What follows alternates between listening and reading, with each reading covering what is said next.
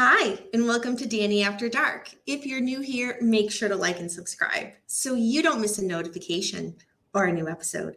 Tonight, we have a very special guest for tonight's show, Jamie Gehring. She is a Montana native and grew up next to Ted Kaczynski. She is also the author of Madman in the Woods, Life Next Door to the Unabomber. So let's go ahead and welcome her up. Hi, Jamie.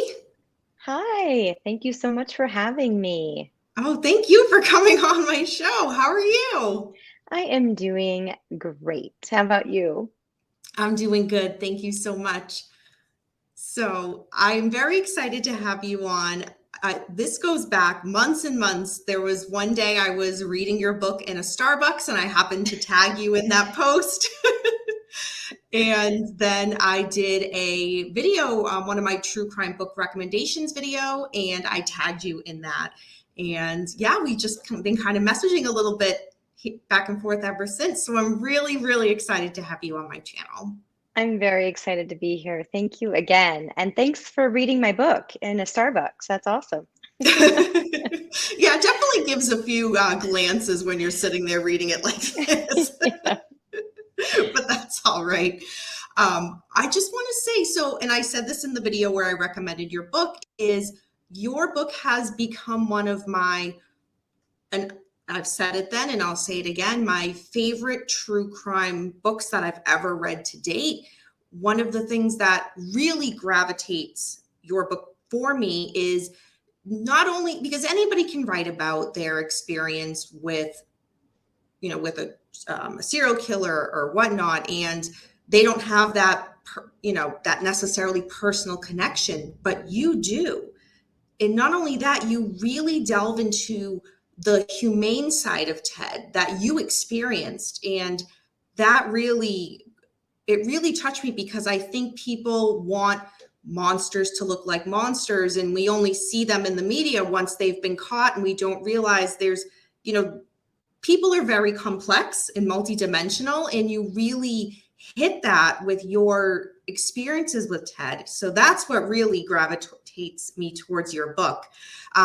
So let's just start out. What inspired you to write this book? It was truly multifaceted. It was one of those projects where basically ever since Ted was arrested when I was 16, I knew that one day I needed to write a book, and I wasn't sure what that would look like or what exactly I would be communicating, other than of course my dad's part in the arrest, as I unfolded even more as I did my own research after his passing. But it was truly something that I had just always wanted to do, kind of always nagged at me. And as an adult, I was able to look at it, the whole situation, Yeah. Ted's life, how our lives intersected, his arrest, who this person was, from a much different angle.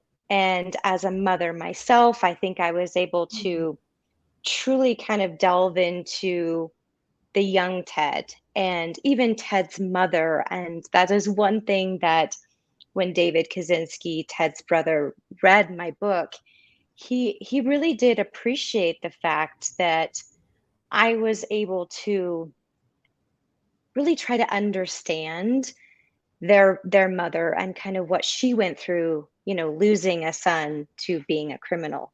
So that was a whole nother side of it that kept me going and kept me inspired to finish this project. It was 5 years in the making, and it was a lot of research and honestly, like a lot of heart and soul went into this book.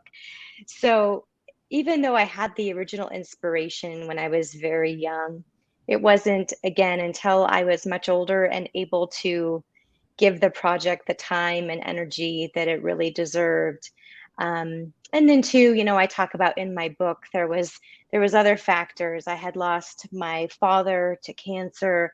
I had lost my sister. And so it was, part of the process for me being in that grief, I think made me incredibly like raw and vulnerable. And it made it easier to connect to this really tragic story as well. So anyway, a ton of different factors came into the inspiration and writing this book.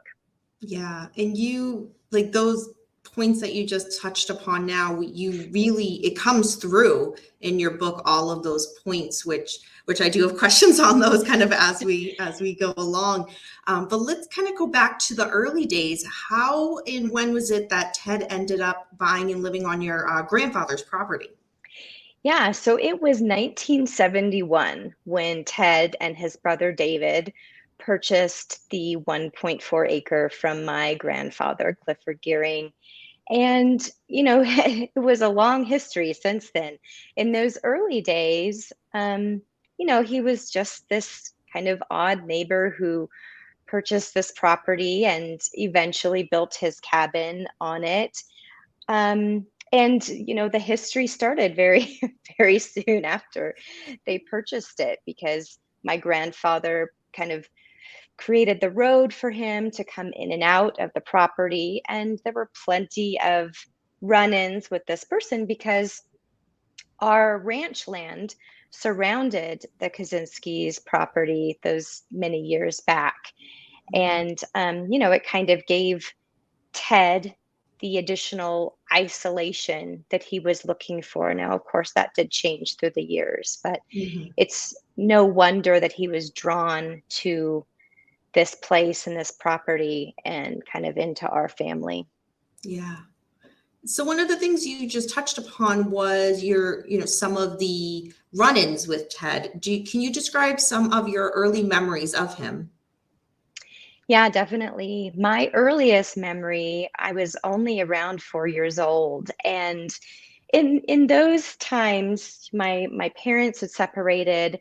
I was with my dad, and I played alone a lot. I was an only child at the time. And one of those times I was playing up behind our cabin in Lincoln, Montana. And it was like all of a sudden there was my neighbor, there was Ted. And in those early days, I really don't remember being fearful of this person. And again, he was kind of this strange neighbor that was always a little bit off, very dirty. His clothes were ripped, but he wasn't the only one that had that appearance in Mm. this very rural environment that I lived in. And also, I think it was part of, our values and Western culture of accepting people that looked a little bit different Mhm. and, just being kind. And so anyways, there he was on the mountainside with me. And I just remember that moment and being very happy to see him. And he, on that day, had brought me some painted rocks as a gift. And of course, looking back, that was an odd, an odd exchange, an odd gift to bring a child. But I loved rocks, and he painted them, and I was very excited and appreciative. And so he gave me the rocks, and then he just basically like turned and left and walked back to his cabin, which was um, really, as the crow flies, a little less than a quarter mile away from our home in Lincoln. So, I mean, Mhm. that was one of my own memories. When I was writing the book, I was able to interview my mom and hear more about Ted coming over to dinner when I was a baby, and my parents playing pinochle with him, having dinner together, and even holding me as a baby. And so it was a much different perspective, obviously, learning those stories that were very tender and moments of kindness rather than this serial killer, this domestic terrorist that we all picture now when we think of the Unabomber. Yeah. Yeah, some of the memories that you describe in your book from your various family members, I thought were very interesting. Like, for example, your father had a different type of relationship with Ted than your mother, and especially your stepmother. Can you speak a little bit about those differences and those relationships they each had with him? Yeah, it is very interesting. As you said, we're all very complicated, right? Humans, and Mhm, our relationships with one another can look very different from person to person.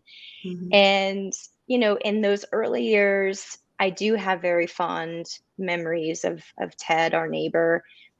As the years went on, for me, that did shift and change. mhm, But with my mom, she had very, very fond memories too. And yeah, there were moments where she had like a little fear because maybe something was a bit off. But for the most part, she really remembered him as this kind of shy, reserved, very polite person. Yes, he smelled like the wilds. Yes, he was definitely living off the land. That was the image. mhm. And but she didn't know him as the years went on, and he fell deeper and deeper into his reign of domestic terror. My father definitely had those exchanges that were friendly in those beginning years, those early years. And as time went on, there were cracks in their relationship, and definitely the kind of the anger that Ted had inside. He wasn't really able to contain that and hide that around my father, and there were arguments and interactions that did make my dad a little fearful of this person. And then my stepmother, that was a completely different Yeah. relationship. They never really got along. I mean, from the Yeah. very beginning of that that relationship between those two, there was friction, and she never liked him. She never felt comfortable around him. And it was pretty clear that he never really liked her either. Yeah. Yeah, you definitely get that tone in the book, and it was such a sharp contrast going from, his relationship with your father and your mother to your stepmother. It was very interesting. Yes, it was very different. And that was um, a very unique lens, I suppose, for me as well, to be able to look through this these different relationships from all these different perspectives, and how Ted kind of changed and evolved in each one of them. Yeah. um I think it really adds to his his whole character, and understanding, I guess, him a little bit more. And then just the personalities of the people that were interacting with him as well. So I actually Mhm. really enjoyed that part of writing. So we're gonna jump forward a little bit. So, how did you find out that the news broke that Ted was arrested as being the Unabomber? So I was actually at my mother's house in California when the news broke of Ted being arrested. And pretty shortly before the news came out, the FBI had contacted my mom, and they basically said, like, okay, we need to meet you at this place, this location, this time. We can't really tell you what it's about. And of course she's panicking, like, well, why is the FBI calling me? Why do I need to meet with them? But of course it was about Ted, and really kind of just probing her for memories and any sort of information that she may have about this long ago neighbor of hers. And it was strange. And it was, it's a running joke in our family because my stepfather, after the meeting with the FBI, because he was able to attend with her, said, "Oh my gosh, what if he's the Unabomber?" And my mom was just like, "No way. The man held my baby. There's just no way." Um, but of course, as Yeah. we find out, just literally days later, he was arrested for being the suspected Unabomber. And at the time, as I mentioned, I was only 16. I was driving in the car with my high school boyfriend, and Alanis Morissette was interrupted on the radio, and here Oh, comes the announcer stating that Ted Kaczynski had been arrested outside of Lincoln, Montana for being the suspected Unabomber. And I just remember just having chills and really think I was in shock. yeah, It was very difficult to process that news, especially at such a young age. yeah. And in your book, you mentioned that you were able to speak to your father and stepmother on the phone the next morning after the arrest. How did that phone call go? Did you learn then about your father's involvement, or did that come at a later time? Yeah, he was very secretive about his involvement, and just little bits came out as the kind of time unfolded. And honestly, I didn't even know the full truth about how much he was involved and what he did completely until after his passing, when I was writing the book and I was sitting down Oh, with FBI agent Max Knoll, who was the arresting officer on the Unabomber case. When he was able to tell me exactly what my father did, there were bits and pieces that he had shared, but especially right after the arrest, it was very, very vague. Um, okay. yeah, so it was a very interesting thing to to unfold. Yeah. So Max Knoll had actually described your father, Butch, as, quote, the eyes and ears of the FBI, end quote. Can you give us a little background for those who don't know as to why that is? How was your father, Butch, involved in assisting the FBI? Absolutely. So really, he played multiple roles in the investigation. This was a very unique case in the way that, one, that he was hiding for so long. I mean, it was his first bomb was in 1978. His last bomb was in 1995. He was arrested in 96. So the fact that he was able to carry this on for so long while Yeah. the FBI hunted him was, very obviously a very rare case in the FBI. And the fact that he lived in such a rural environment obviously helped him hide for so long in multiple ways, which I talk a lot about in the book. Yes. But it really took a kind of some extra care because the case in the investigation, because Ted was very methodical and he was very easily spooked.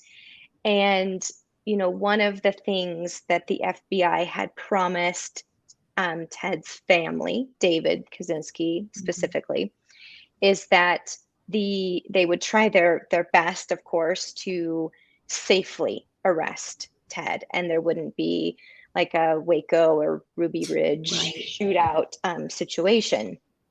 And so, to ensure that, they enlisted the help of my father, Butch Gehring, who really in those days before the arrest would kind of like Max said, be the eyes and ears of the FBI, and would walk his property, our property, and around Ted's property to just kind of see if there was smoke coming out of the chimney or if there were footprints in the snow, just to be able to advise the FBI of the activity going on. Mhm. And in addition to that, the FBI was having a very difficult time getting footage of Ted's property and the surrounding terrain because, one, they had to do it, very discreetly, and two, this little cabin was, off grid. There was no electricity, no running water, surrounded by pine trees and snow and very dense forest. And so even trying to fly above and get images like they normally would in a case like this, they were very unsuccessful. And so my father was asked to videotape the terrain leading up to Ted's home and the cabin, and really so the FBI could plan a safe and effective arrest, understanding what the terrain truly looked like. And then lastly, my dad was really the person who came up with the kind of the plan of how these FBI agents would dress and look like people from a mining company, and um, inquire about the property lines, which my dad knew that anything that had to do with Ted's property would draw him out of the cabin. And that's exactly what they used to successfully and safely arrest Ted Kaczynski. Yeah. Yeah. Your book, when it goes through your father's role in this and describing those, like, I honestly got chills, those moments where your father's kind of, it's almost like you're reading it where he's, walking, away from his truck towards Ted's property, and like what he's feeling in those moments, what he's thinking, and just, it just sends chills down your spine. That's the only way I can describe it. And it's just the magnitude of what your father put on his shoulders to assist the FBI, to put himself and his family at, it was so, there's like 500 words I'm trying to think of at once, but I just can't even imagine the strength, emotionally, physically, mentally, that he had to overcome to do that. It's just commendable, absolutely commendable. Yeah, and that was a proud moment for me in writing this book, is really going through kind of because my dad had talked about it after the arrest, eventually, little bits and pieces, and then I was able to obtain the footage, the camera footage from the FBI, and watching that and hearing, my dad's breath as he got closer to the cabin, and it, like, his breath quickens, and you can just tell, like, he is scared, because at this point he knows that his neighbor is potentially a serial killer, is potentially the longest running domestic terrorist in United States history, and he knows that he has a gun. He could have a bomb. He just, there had to be so much running through my father's mind at that moment, and for me to, like, actually see the footage and hear him was definitely very powerful, especially while writing this. Yeah. Oh my gosh. Wow. So once Ted was arrested and convicted, at what point did you start to reflect, re-examine, and kind of process everything you experienced with Ted? I think it was little bits and pieces, honestly, like, through my life after this. I mean, there was a part of me that always wanted to write to him.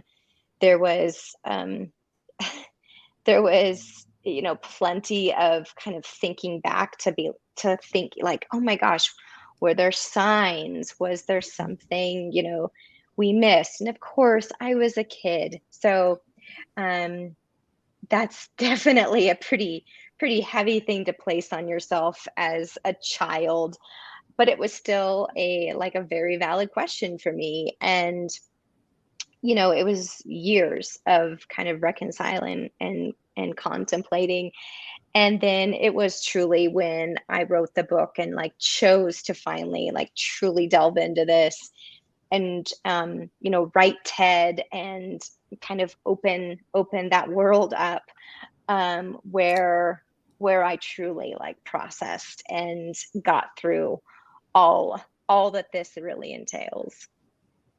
My gosh. You weren't the only one who was in Ted's, the only child in Ted's life in regards to living so close to his property. Your little sister, Tessa, she also lived next door to Ted. She was only a toddler. And you said in your book that you believed at that time that she was sheltered from Ted, but then you later found out that that was very far from the case. What did you learn that made you realize that? I mean, I made the discovery while It was actually partly when we were filming for the Netflix documentary Unabomber in His Own Words. And then as I was interviewing my stepmother as well for the book, the kind of a story that had been like told in hushes was very much solidified and brought to the surface. And that story was that there was a day in which my stepmother, Wendy, was out working on the property, and she had my little sister, who again was a toddler at the time, with her. And they were in the woods, they were close to Ted's property, on our property, and she just felt something kind of ominous. She just felt like there was a presence there with them in the woods. And you're in Lincoln, Montana, you're 4 miles outside of this tiny little town that's already, only 1,000 residents, and you're worried about a bear or a mountain lion. And so that's kind of in the moment what she had thought. So she grabbed my little sister, they got in the truck and left very quickly. And it was after the arrest that she was able to read some of the journal entries that Ted had penned.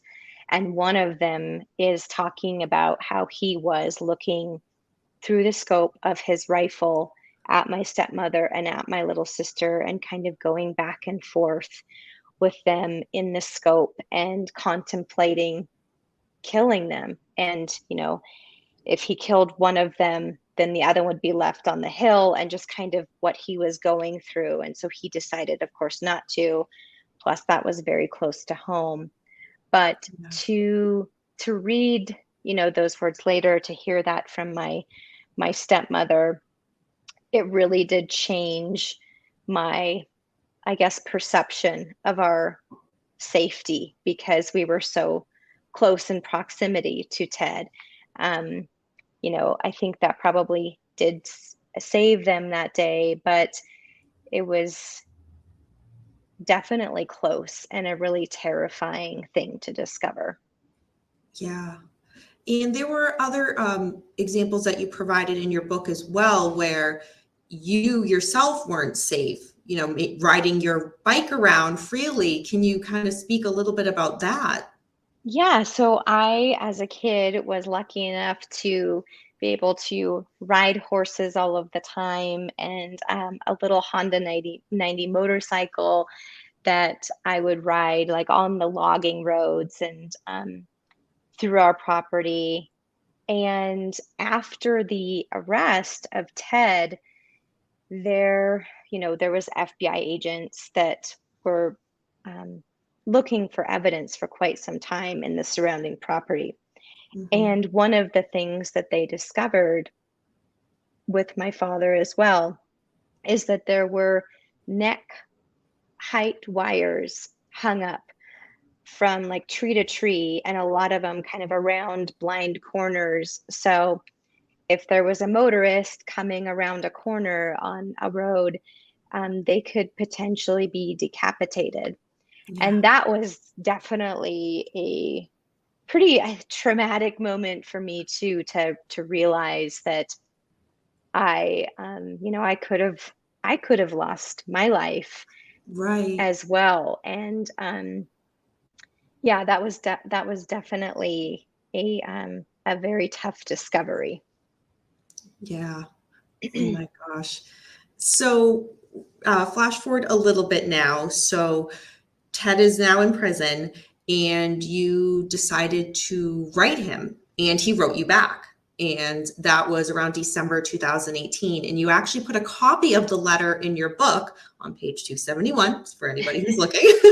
Can you describe a little bit of what was in your head that made you want to write him? What were you hoping to get out of him?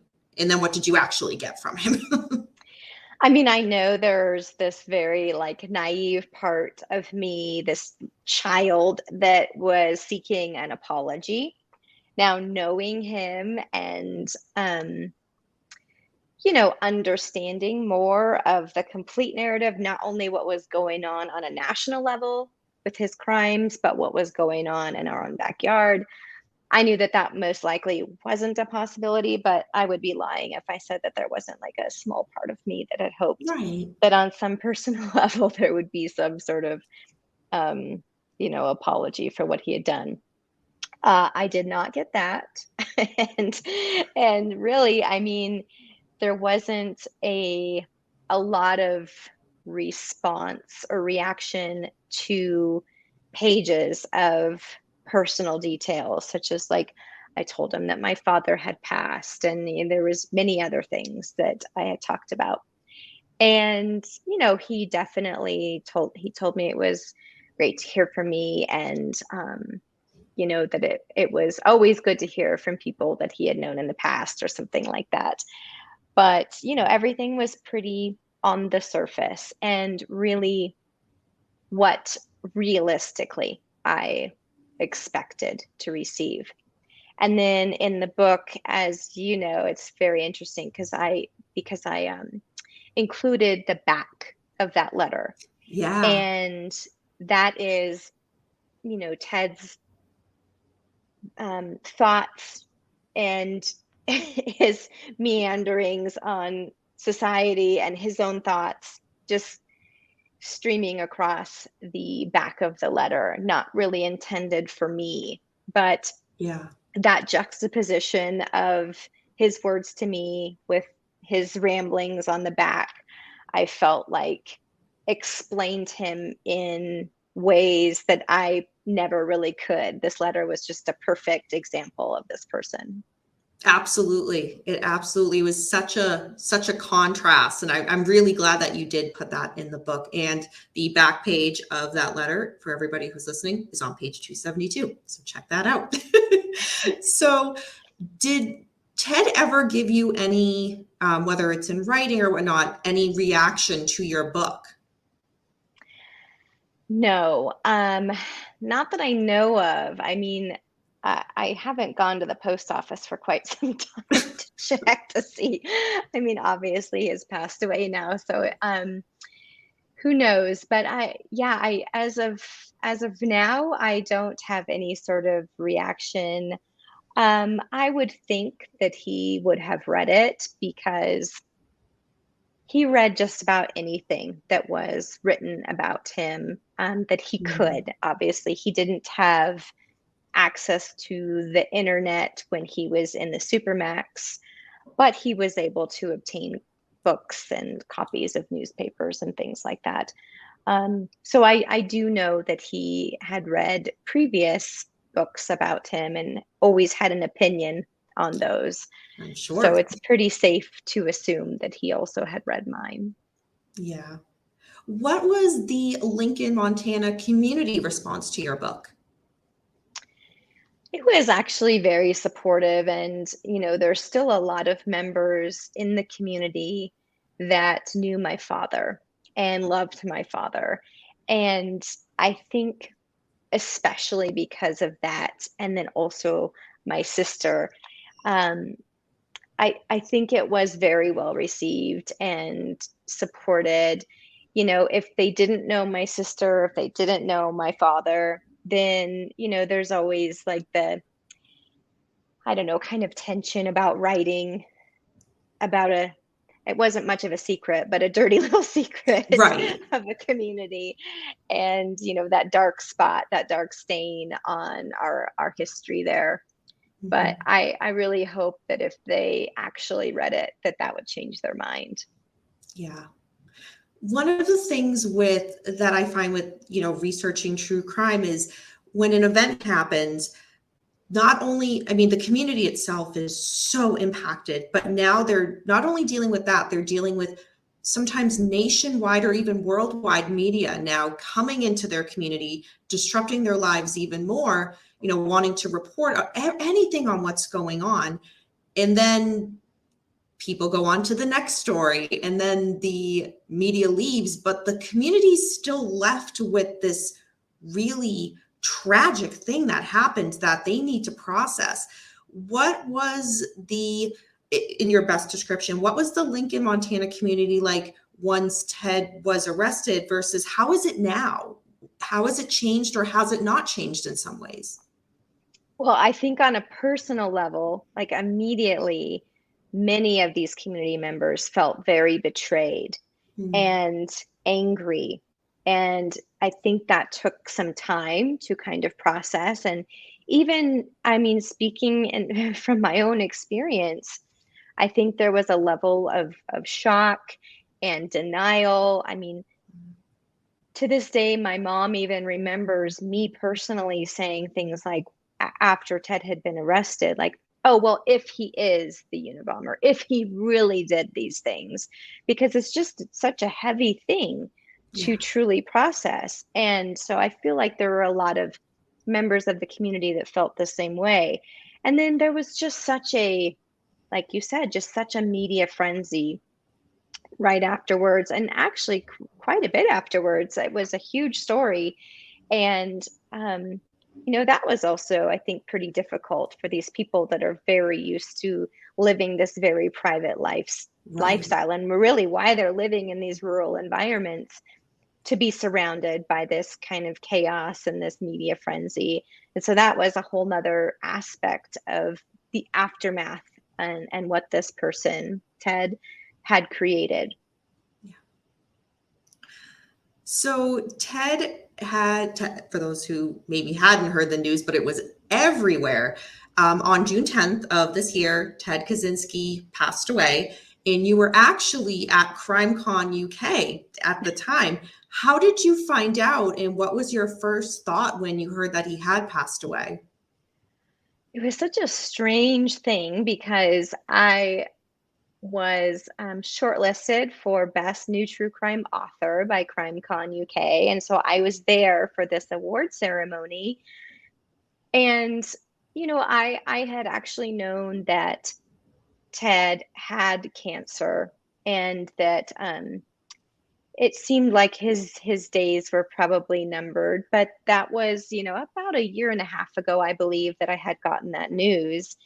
And so while I kind of knew in the back of my mind that it was coming, he was aging, he was fighting cancer, it was still kind of shocking at the same time, because he is inextricably tied to kind of my upbringing, my childhood, and part of our whole story. And so it felt kind of like the end of an era, I suppose. And Yeah. because of that, a lot of like my own feelings of grief and losing my father and my sister kind of came to the surface, which was Mm, a surprising reaction, um, for me.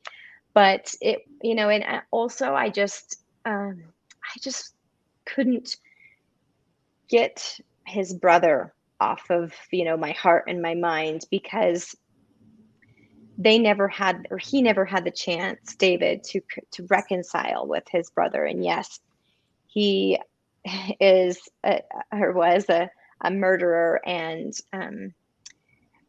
this this very scary, methodical serial killer. But still, that was David's brother, and I knew that had to be very complex and difficult for him to process. And so I definitely was thinking a lot about David when I found out that Ted had passed. yeah. One of the things in your book that you really do a great job with also is describing how you formed these relationships with David Kaczynski, Ted's brother, FBI agent Max Knoll, and everybody. They seemed so willing to share any information, and just the relationship definitely you get that vibe when you read it. It's not just, I'm getting some information for this book and moving on. Like, you really formed these really touching relationships with them, and that it was, you really get that. Like, your book, in so many ways, there's so many places where you're just so emotionally just like latched on to what you're reading, and you just go through this variety of emotions in your book. But yeah, you definitely explain those relationships further. So definitely, people who haven't read the book have to check it out, just because, I mean, we're only, this, interview is only condensing a little bit of your book, but there's so much more to it that,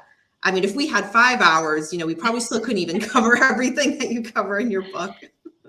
Yeah, absolutely. And I'm so appreciative that that you felt that, and that you noticed that there are these like very deep relationships that were formed and show up on the pages of this book. And I think that, I already had this pretty unique story to tell about growing up next to this killer, right? And then you add in like all the research and even kind of what I unearthed while doing this research that I hadn't known before, and really who delivered that. And it is a lot like, these characters in my book that are actually real people that you just mentioned, like David and Max.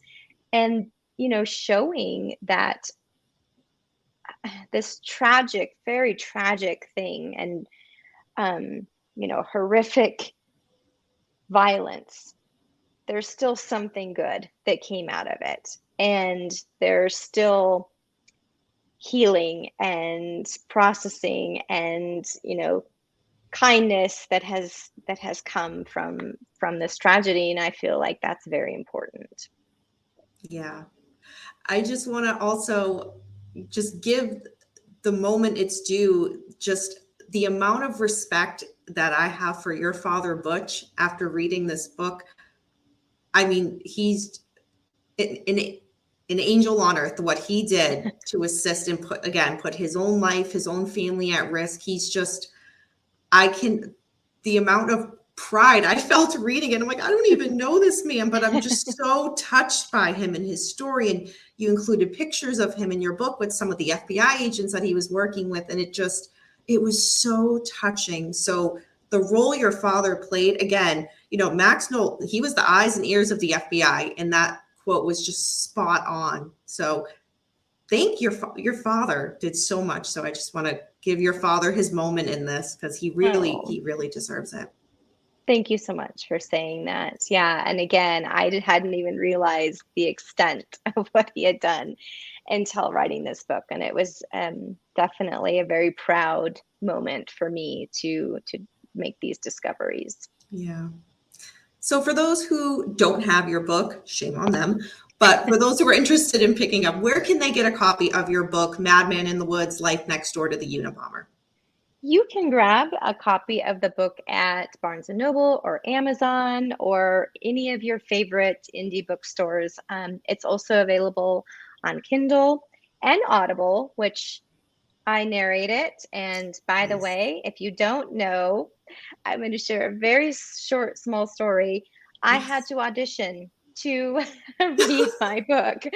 So any book you listen to on Audible or whatever app you use, that author had to actually audition to get the part to read their book. So anyway, it was a great experience. And a lot of people have told me really how much they've actually sat down and read the book and then listened to it, because they just get different things from the audio, which I found to be very interesting. And of course, you can go borrow it at the library too, if you'd like. Just if you do that, please leave me a review. That's all I have. All right. Well, thank you so much, Jamie, again, for coming on my channel to discuss your book. Again, Madman in the Woods, Life Next Door to the Unabomber. I will leave a link in the description for the Amazon link if people want to purchase it there. But again, all these other places people can find it as well. Awesome. Thank you so much for having me. And I just once again want to express my gratitude for you not only reading this book, but like truly taking the time with it and connecting to it. I mean, when I was writing, that was the intent, is to reach readers in this way and, kind of form this like emotional connection. And it's just so makes me so happy that you have done that and we have connected. So thank you again. Yes. Oh, thank you for like me tagging you in those posts on Instagram and then being able to connect with you has been amazing. So thank you, Jamie. All right, absolutely. everybody. Big shout out again. Thank you, Jamie Gehring, for coming on Danny After Dark. And until next time, remember, we don't live in darkness. Darkness lives in us. Bye, everyone.